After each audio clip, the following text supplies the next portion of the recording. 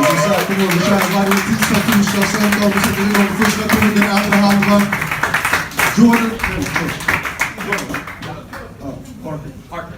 Förlåt. Blatten här, vad man ska säga. Så det är svårt. Okej, mina damer och herrar, en stor applåd till första komikern, andra halvan, Jordan Parker!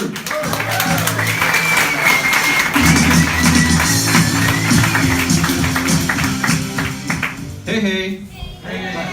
Jag heter Jordan Parker och jag kan inte prata svenska. For my friends watching at home, I am Jordan Parker. I don't speak any Swedish. Give it up for all the comedians tonight. Didn't understand a single word, but you were all smiling and laughing, unless that's just what Swedes do normally, so everyone's having a good time. A little bit about myself. My mother is Swedish, that's why my brother and I are here traveling. I'm from California. I am an attorney. I would love to do stand-up full-time, but I have this weird thing where I like to be able to afford food. So I've been an attorney for several years now, and I really like it because I'm passionate about justice, fairness, and government and politics, and you learn how the world works. And one thing you learn is that the laws and the rules are written to benefit the people who write them. And I learned this the first time. I became licensed to practice in 2012, and I had to take an ethics exam. And you learn that California is special because we are one of the only states that say it's totally cool if you fuck your client.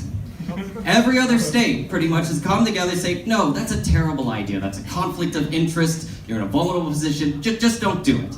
So I imagine that when everyone got together to write this, all these rules, they were saying, okay, clearly it's a bad idea to fuck your client unless anybody has any thoughtful objection. You over there, yes. I would like to point out that maybe you didn't consider this. What if she's really hot? You're right, we could just be helping all of these people and not fucking them. Why else did we become lawyers? So now that's the new thing. And the rule is, and it's totally toothless, the rule is you can fuck your client as long as it doesn't affect your competence as a lawyer. Which basically means as long as she's not blowing you in court, you're fine. And it's very self-policing because if a woman comes up to you and says, I hope will sex get in the way of our friendship, no man has ever answered that question honestly. What I'm trying to say, my friends, is I have ruined a lot of female friendships. And all I have to say to that is, worth it. No, but I'm a lawyer because I'm naturally very logical. I believe in facts and understanding things, which means I don't fit in this world because we don't believe in facts. At least in America, we don't believe in facts because anyone who wants to find something that confirms what they already believe, they can do that. And I think the world would be better if, like, everyone when they talked, it was like Google suggests, you know, when you type it in and it suggests what your answer is, especially if something's wrong. Like, the Syrians are coming to kill us. That's what you said. Did you mean I have done no research on this and I'm just repeating what someone told me? Or I believe Donald Trump would be a great president. Did you mean I am racist?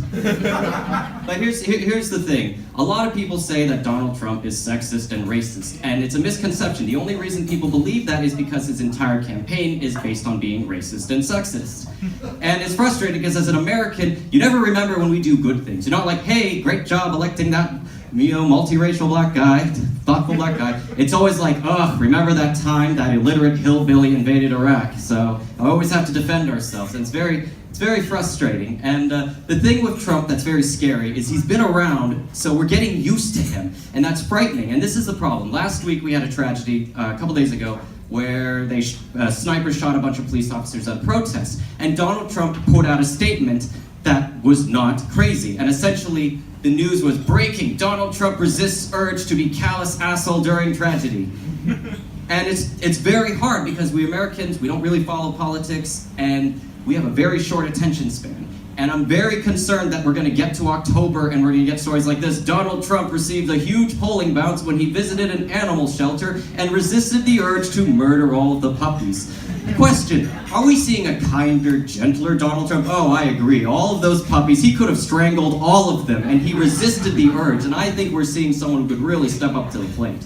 But then the problem with that is that, well, actually, the good thing about that is Fox News, the conservative network, would report it differently. It was like, Donald Trump makes huge unforced error, leaves all of these moocher puppies alive.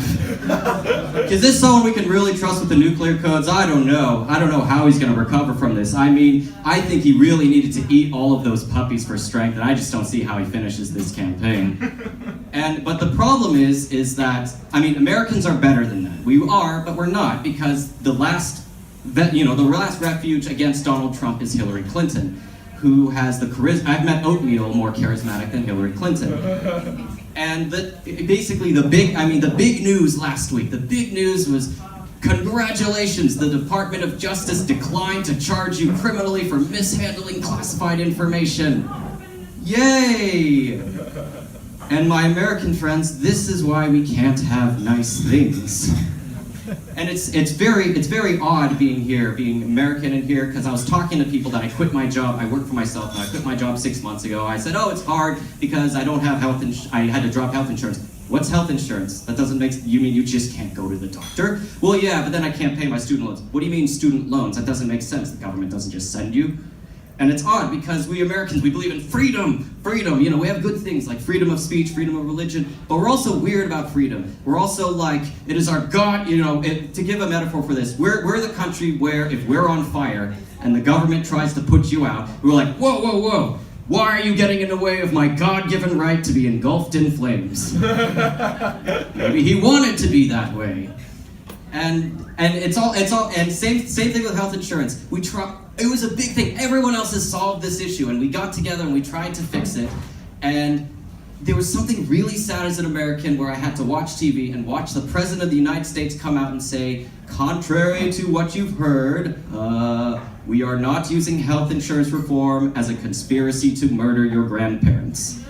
I wish that was a joke, but yes, we had to rebut the claim that giving people health insurance was a plot to murder grandma.